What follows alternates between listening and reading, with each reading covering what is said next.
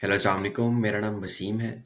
आज मैं एक बहुत ज़रूरी और इम्पोर्टेंट टॉपिक डिस्कस करने लगा हूँ कि आप यूएई में हैं या आप पाकिस्तान में हैं और आपको अपॉइंटमेंट नहीं मिल रही और आपने जर्मनी आना है, तो आप पाकिस्तान से दुबई कैसे आ सकते हैं और दुबई से आप किस तरह से अपना प्रोसेस कर सकते हैं, क्या-क्या मेन स्टेप्स हैं। या दूसरा केस कि आप ऑलरेडी दुबई में ही स्टे कर रहे हैं और दुबई से आपने जर्मनी मूव करना है, तो आप किस तरह से अपना प्रोसेस कर सकते हैं या क्या मेन स्टेप्स हैं जिनको हमें फोकस करना चाहिए। दुबई से अगर आप स्टडी वीज़ा के लिए अप्लाई करना चाहते हैं तो उसके लिए दो मेन सबसे मेन इंपॉर्टेंट कंडीशंस हैं। अगर तो ये आपने कंप्लीट कर ली तो आपका वीज़ा 110% आना ही आना है, ये कंफर्म बात है।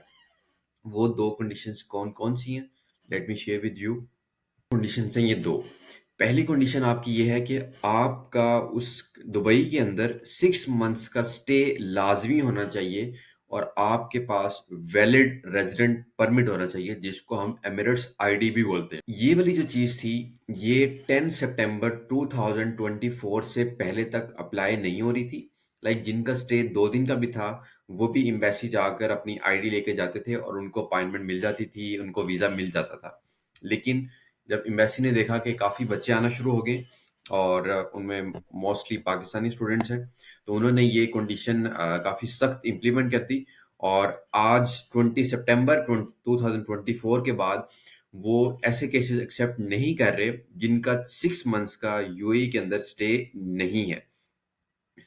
तो अगर तो आप पाकिस्तान से यूएई जाना चाहते हैं और वहाँ से प्रोसेस करना चाहते हैं, जो एक बहुत अच्छी बात है, या बहरीन, कतर कहीं भी जाना चाहते हैं, लेकिन फिलहाल चलें दुबई की बातें कर लेते हैं।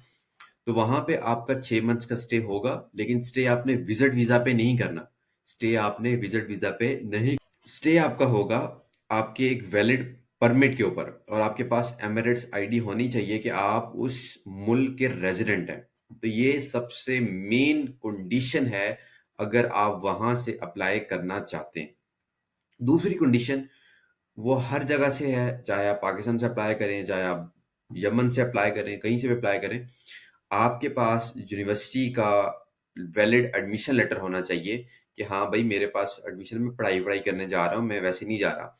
और दूसरी सिंपल सी बात है कि आपके पास जो वेबसाइट पे डॉक्यूमेंट्स हैं वो कंप्लीट हों, including block amount. Block amount ज़रूरी है क्योंकि वो फिर मिसिंग डॉक्यूमेंट में काउंट होगा। ये सबसे मेन दो कंडीशंस है। एक आपका 6 मंथ का स्टे होना चाहिए वैलिड परमिट के साथ। अब वैलिड परमिट किस तरह से हासिल कर सकते हैं, उसके ढेरों तरीके हैं, बस आपके पास आईडी होनी चाहिए। तो आपके पास एडमिशन आ गया है, 6 मंथ्स का स्टे पूरा हो गया है, तब आप अपना प्रोसेस आसानी से कर सकते हैं। मैंने फिर भी इस प्रोसेस को मजीद 6 पार्ट्स में डिवाइड किया है, 5 पार्ट्स में, उसको मजीद स्टडी करते हैं। ओके, जो पहला स्टेप है, लेट्स सपोज दोनों केसेस अज्यूम कर लेते हैं कि आप यूएई में ऑलरेडी हैं 2-3 साल से या 6 मंथ से, तो ये वाला जो पहला पार्ट है ये तो आपका हो गया स्किप। आपने नेक्स्ट स्टेप से फॉलो करना है। लेकिन अगर आप यूएई इसलिए जाना चाहते हैं कि आपने अप्लाई करना है जर्मनी स्टडी वीज़ा के लिए, तो आप पाकिस्तान में हैं, इंडिया में हैं, बांग्लादेश में, कहीं पे भी हैं, तो आप वहाँ से यूएई मूव करेंगे और एमिरेट्स आईडी लेंगे, रेजिडेंट परमिट लेंगे। ये पहला स्टेप है मेन। और पहला जो मैंने पॉइंट्स लिखे हुए हैं कि कोई भी वीज़ा ले सकते हैं जो आपको एमिरेट्स आईडी दे। वो फैमिली स्पॉन्सर वीज़ा हो सकता है, मिसाल के तौर पे आपके अम्मा, अब्बा, बहन, भाई, बीवी, बच्चे, ये सब वहाँ पे हैं, जो इमीडिएट रिलेशन होता है, ये आपको स्पॉन्सर कर सकते हैं कि भाई ये हमारा जानने वाला बच्चा है, हम इसको बुलाना चाहते हैं। तो आप उस वीज़ा पे, फैमिली वीज़ा पे एमिरेट्स आईडी ले सकते हैं और दुबई आ सकते हैं। ये एक सबसे अच्छा, सस्ता और आसान रूट है। इसमें मसले बस ये आते हैं कि कुछ रिक्वायरमेंट्स होती हैं सैलरी की, वो पूरी होनी चाहिए। अगर वो पूरी है तो आप इज़िली स्पॉन्सर कर सकते हैं। दूसरा ऑप्शन ये है कि आपके पास अच्छी स्किल्स हैं, आप कोई जॉब कर सकते हैं, आपके पास एक्सपीरियंस है, तो डायरेक्ट अप्लाई करें यूएई में डिफरेंट जॉब्स पे और आपकी जो कंपनी है वो आपको वीज़ा स्पॉन्सर करे, वर्क वीज़ा स्पॉन्सर करे और आप उस पर आएँ। यहाँ के 6 मंथ्स आपने रहना भी तो है। 6 मंथ्स यहाँ पे काम करें, उनके साथ दुबई एक्सप्लोर करें, पैसा कमाएँ, वर्क वीज़ा पे जो आएँ आप, और उसके बाद 6 मंथ्स के बाद अपना दुबई जर्मनी वाला प्रोसेस स्टार्ट करते हैं। तीसरा ऑप्शन कि अगर आपका कोई दोस्त, बहन-भाई, रिलेटिव की जिसकी कंपनी है, और वो कंपनी रन कर रहा है, बिज़नेस रन कर रहा है, उसको बोलें कि यार मुझे अपनी कंपनी से एम्प्लॉयमेंट वीज़ा या वर्क वीज़ा निकाल कर दे, और बस ये देख लें वो आपसे हज़ारों चार्ज ना करना शुरू कर दे, तो वो आप उसकी कंपनी से वीज़ा निकाल सकते हैं अगर उसके पास कोई कोटा वीज़ा का पड़ा होगा। ये भी एक अच्छा ऑप्शन है। तो ये मैंने सीक्वेंस में ऑप्शन रखे हैं जो मुझे पर्सनली पसंद है। चौथा ऑप्शन आज़ाद फ्रीलांस वीज़ा। इस वीज़ा के ऊपर भाई ने एक पूरी प्लेलिस्ट डिटेल में बनाई हुई है, कि आप इसको किस तरह से ले सकते हैं, क्या करना चाहिए, क्या नहीं करना चाहिए, क्यों लेना चाहिए, क्यों नहीं लेना चाहिए। तो वो प्लेलिस्ट भी देख लें। लेकिन आसान अल्फाज में आपको भी बता देता हूँ कि ये भी एक वर्क वीज़ा होता है, लेकिन ये आप किसी एजेंट से बाय करते हैं।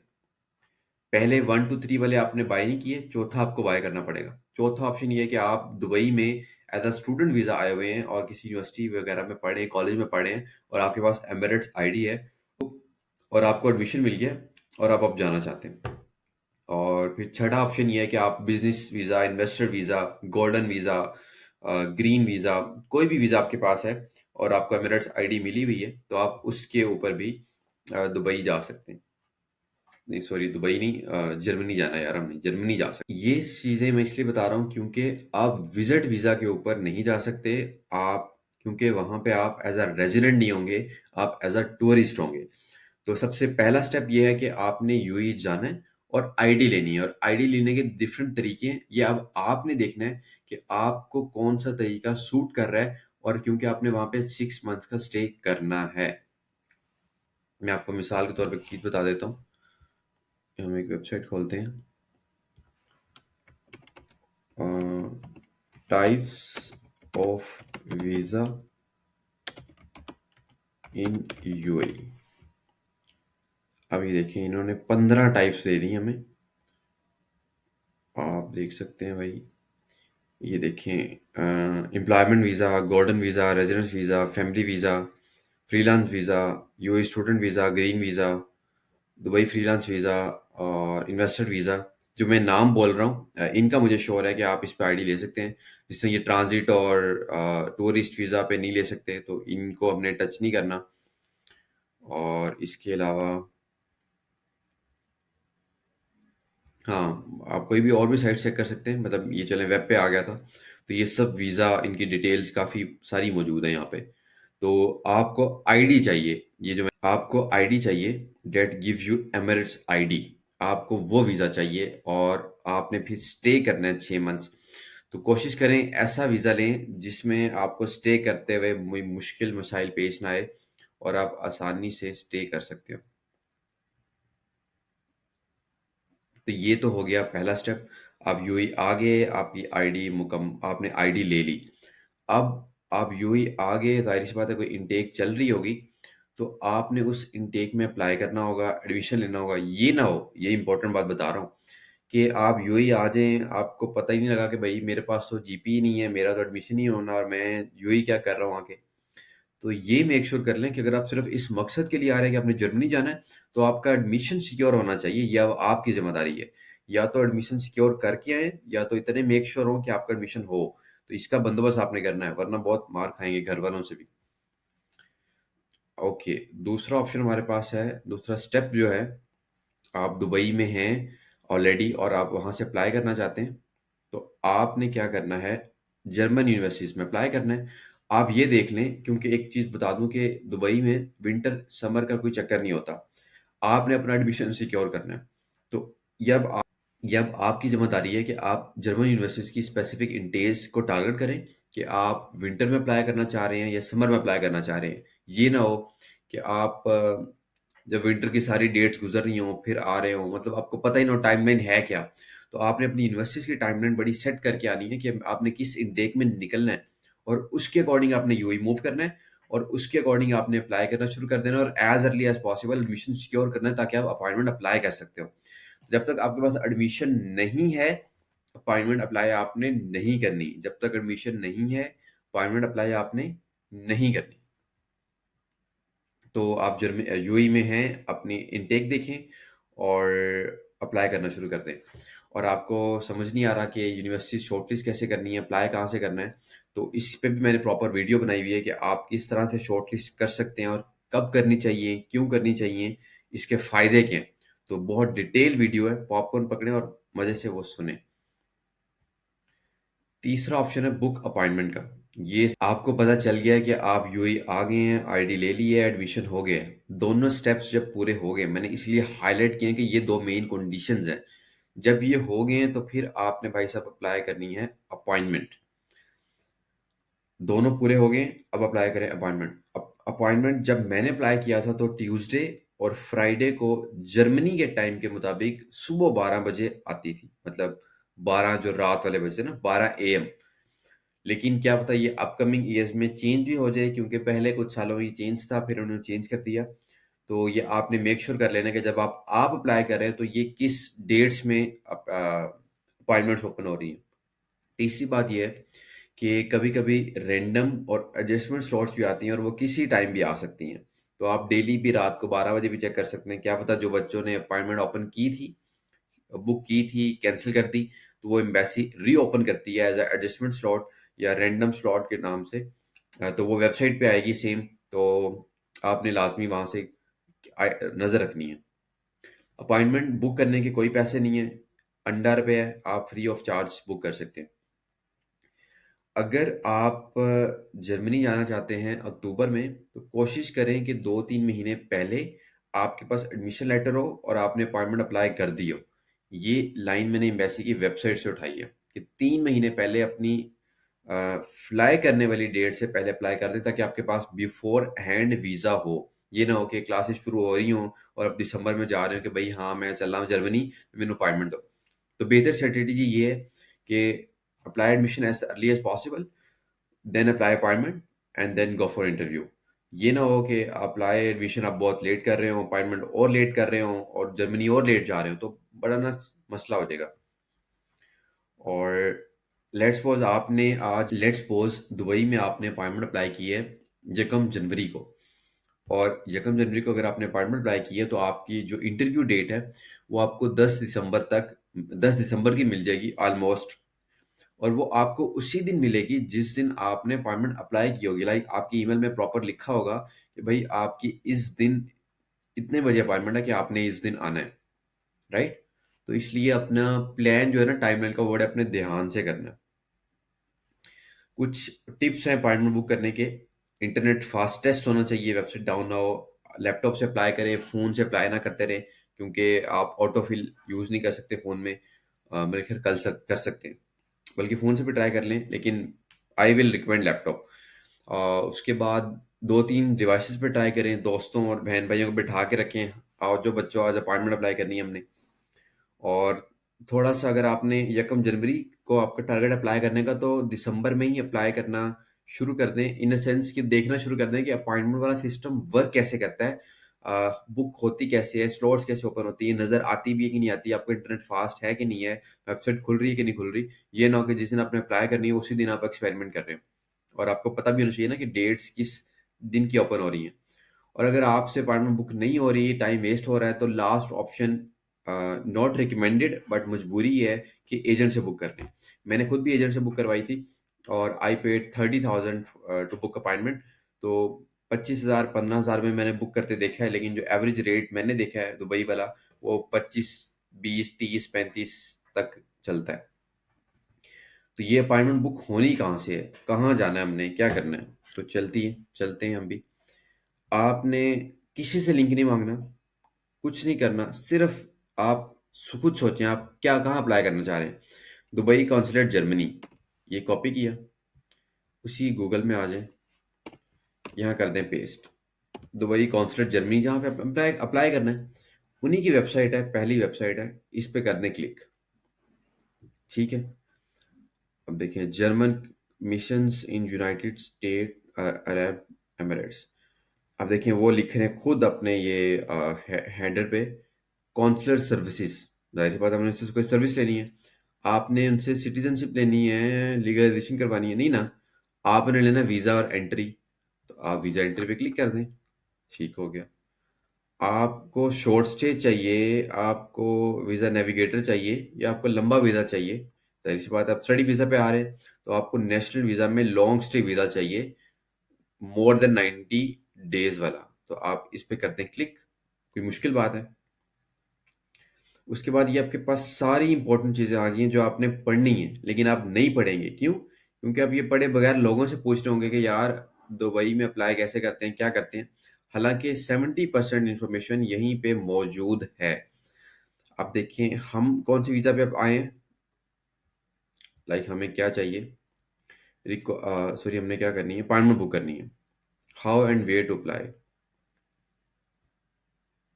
अब देखिए मैंने इस पे क्लिक किया, okay, please book your appointment here. मुझे खुद कह रहा है भाई यहाँ जाओ, तो मैं चला जाता हूँ। ये पोर्टल हो गया ओपन। तो हमने नेशनल वीज़ा पे क्लिक करना था। ये अच्छा ये देख लें, applicants can only be accepted if they are minimum in the 6 months. वही बात, पहला पॉइंट के 6 महीने होंगे तो आप अप्लाई कर सकते हैं। ये हम कर देते हैं कंटिन्यू। ये डिफरेंट तरीके हैं, एम्प्लॉयमेंट, वोकेशनल ट्रेनिंग। आपने क्या करना है? स्टडी करनी है, तो आपने स्टडी वाले पे क्लिक कर देना है। ये आ गया, ओके। देखो उन्होंने दोबारा लिख दिया भाई, as a proof valid 6 month होना चाहिए और 6 मंथ से पहले आपने एम्बेसी नहीं जाना, वरना वो बड़ी डांट पड़ेगी आपको वहां जाके। और जिस दिन आपने इंटरव्यू देने जाना है, अपने 10 मिनट पहले वहां पे चले जाना है, ये ना हो आप आधे घंटा पहले बाद जा रहे हो। तो ये आपने कंटिन्यू करना है, ऊपर से भी कर सकते हैं और नीचे से भी कर सकते हैं। चले हम नीचे से कर लेते हैं। फिर ये अपने कैप्चा फिल करना है। वाई मजे की बात बता दूं कि अब कुछ एक्सटेंशंस आ गई हुई हैं जिससे आप ये कैप्चा भी फिल कर सकते हैं, तो आप उनको भी एक्सप्लोर करें। भाई वो कह रहा है नहीं चलेगा, MY और छोटे लेटर डालने, MY46CW, कंटिन्यू। या अब देखिए यहाँ पे अभी अब क्योंकि अभी यहाँ पे टाइम नहीं हो रहा, तो अब अपॉइंटमेंट्स यहाँ पे ओपन आएंगी कि भाई अपॉइंटमेंट्स जब आएंगी, जब आप बुक करेंगे रात को 12 बजे, जब ओपन हुआ करती हैं। लेकिन आपने कुछ व्हाट्सएप ग्रुप्स में एक्टिव रहना है ताकि आपको पता चलता रहे कि आजकल अपॉइंटमेंट्स किस डेट्स की ओपन हो रही हैं, कब ओपन हो रही हैं, तो आपके आपको मसला ना आए। तो ये एक बेसिक था कि अपॉइंटमेंट्स कहाँ से जाके बुक करनी है। तो देखिए मैंने किसी से लिंक मांगा है, किसी से पूछा है, यहाँ डायरेक्ट उनकी वेबसाइट पे गया हूँ और यहाँ मुझे पता चल गया कि मैंने कहाँ जाना है। यहाँ से बेसिकली हम अपनी अपॉइंटमेंट बुक कर सकते हैं। तो वापस आते हैं, ओके। अच्छा जी, अब आपकी अपॉइंटमेंट होगी है बुक। अब लेट्स सपोज हमने 1 जनवरी को अपॉइंटमेंट की थी अप्लाई, और उन्होंने हमें डेट दी है 10 दिसंबर की। अब 10 दिसंबर को हमारा है इंटरव्यू, और अब हमने इंटरव्यू की तैयारी करनी है, एप्लीकेशन फॉर्म फिल करना है, डॉक्यूमेंट्स तैयार करने हैं और भी बहुत काम है। तो चलते हैं अपने फोर्थ स्टेप पे। तो अपने डॉक्यूमेंट्स कंप्लीट करें as mentioned on the website. खुदा के लिए कोई नए डॉक्यूमेंट्स ना निकालने बैठ जाया करें। जो उन्होंने मांगा है बेचारों ने वो उनको दे दें। ये ना कहें कि यार मेरे एक चाचू दुबई होते हैं, उनका मैं एफआरवी लेटर लेके जाऊं कि ना जाऊं, डजेंट मेक सेंस। ये ना कि यार मेरा छोटा भाई कल यूएई आया है, क्या उसका मैं विजिट वीजा लेके जाऊं? ये नहीं चाहिए उनको, नहीं चाहिए। सही बता रहा हूँ, ये मैं एम्बेसी की तरफ से हाथ जोड़ रहा हूँ। जो डॉक्यूमेंट्स उन्होंने लिखे हैं, उन्होंने किसी मकसद के लिए लिखे हुए हैं यार डॉक्यूमेंट्स। अब आपको पता कैसे लगेगा डॉक्यूमेंट्स? अब आप लिंक मांगेंगे, लिंक आपने नहीं मांगना, आपने वापस उसी वेबसाइट पे जाना है, कॉन्सुलर सर्विसेज में जाना है, वीज़ा एंट्री में जाना है, आपने नेशनल वीज़ा में जाना है, रिक्वायरमेंट शीट्स में जाना है, आपने स्टडी के लिए जाना है, स्टडी में चले जाते हैं। ये देखिए, ये देखिए बेचारों ने कितनी डिटेल में डॉक्यूमेंट लिखे हैं यार, मुझे उन पे तरस आता है यार। ये देखें, ये देखें, और कैसे बताएं बेचारे वो आपको। ये देखें, ये देखिए, और बेचारे ओहो हो, सारे डॉक्यूमेंट्स उन्होंने लिख दिए। यहाँ कहीं नहीं लिखा हुआ कि आपने अपने अब्बू की वो सर्विस सर्विस कितने साल कर ली है, वो चीजें कुछ नहीं मांग रहे वो यार, वो नहीं मांग रहे, वो आपसे नहीं मांग रहे, वो आपसे हाथ जोड़े हैं। जो हमने कहे हैं बस वही लेके आ जाए। इंटरव्यू दिन आपने टाइम पे जाना है, वरना वो आपको भगा देंगे, छुट्टी करो और नई अपॉइंटमेंट लेके आओ। नई अपॉइंटमेंट लेने का मतलब है कि आप बुक करोगे तो 40 दिन बाद आएगी, आपका 40 दिन नुकसान हो गया। और जब आपने इंटरव्यू दे दिया, इंटरव्यू देने के बाद आप परेशान ना हो जाए, वीज़ा नहीं आ रहा, वीज़ा नहीं आ रहा। क्योंकि कम से कम उन्होंने 7 दिन का टाइम मांगा हुआ है और ज़्यादा से ज़्यादा 12 वीक्स, और उससे ज़्यादा भी टाइम लग सकता है कि अगर आपने डॉक्यूमेंट्स में हैंकी फैंकी मारी हुई है। लेकिन मेरा वीज़ा आया था 3 दिन में, मैंने फास्टेस्ट वीज़ा 1 दिन में देखा है, और जो लॉन्गेस्ट टाइम जो मैंने अभी तक ऑब्जर्व किया है वो देखा है 4 वीक्स का। तो लेकिन जो एवरेज टाइम मैंने देखा है वो है 14 डेज का। तो 14 डेज के अंदर अंदर आपका वीज़ा आ जाना चाहिए। और इंटरव्यू वाले दिन आपने पीकेआर नहीं लेके जाना, आपने आईएनआर नहीं लेके जाना, आपने यूरोज नहीं लेके जाने, आपने दिरहम लेके जाने हैं, क्योंकि आप दुबई में अप्लाई कर रहे हैं। और आपकी फीस कितनी है? 75 यूरोज। तो आपने 75 यूरोज को कन्वर्ट करना है दिरहम में, और उतनी फीस लेके जानी है। और अपने पास चेंज जो है वो लाजमी रखिएगा। उसके बाद अपनी इंटेंडेड ट्रैवल डेट लाजमी मेंशन कीजिएगा बड़े एहतियात से। ये तब मेंशन करते हैं जब वो आपसे पूछेंगे, मोस्ट प्रोबेबली, बल्कि अपने वो ट्रैवल इंश्योरेंस वाले डॉक्यूमेंट पे। ये इसलिए बड़े ध्यान से लिखनी है आपने, उसकी दो वजूहत हैं। पहली वजह ये है कि अगर तो आप लिखेंगे अपनी मर्जी से, तो इंटेंडेड ट्रैवल डेट का मतलब अलग है कि आप ये कह रहे हैं कि मेरी क्लासेस जब तब से हैं और मैंने इस स्टेट को ट्रैवल करना है। तो आपकी क्लासेस हैं अक्टूबर की, और आप ट्रैवल डेट लिख रहे हो अक्टूबर नवंबर की। तो वो नवंबर से आपका वीज़ा स्टार्ट करेंगे। जो आपको वीज़ा स्टैम्प करेंगे उस पे जो डेट होगी, वो इंटेंडेड ट्रैवल डेट वही मेंशन होगी जो आपकी, जो आपने कही है। जिस तरह मेरा एक दोस्त बेचारा 1 महीना लेट इस वजह से आया है क्योंकि उसने इंटेंडेड ट्रैवल डेट गलत लिख दी थी। एम्बेसी को तो नहीं पता। तो ये आपने उनको बताना है, तो आपने बड़ी ध्यान से प्लान करनी है। उसके बाद मैंने 4 डेडिकेटेड वीडियोस तैयार कर ली हैं। पहली, कि डॉक्यूमेंट्स के ऊपर ए टू जी इंस्ट्रक्शन, आपके सवालात, हर चीज़ उसमें मौजूद है, वो लाजमी देखें। वीज़ा एप्लीकेशन फॉर्म फिल कैसे करना है जब आप दुबई के लिए जाएंगे, वो लाजमी देखें। और मेरा खुद का एक्सपीरियंस कैसा था वो लाजमी देखें।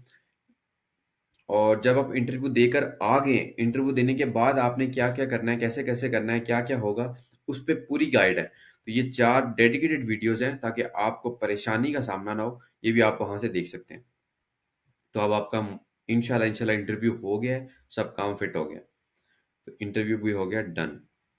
तो ये हमारे कुछ स्टेप्स चल रहे थे, ये हम पहुंच गए यहाँ पे।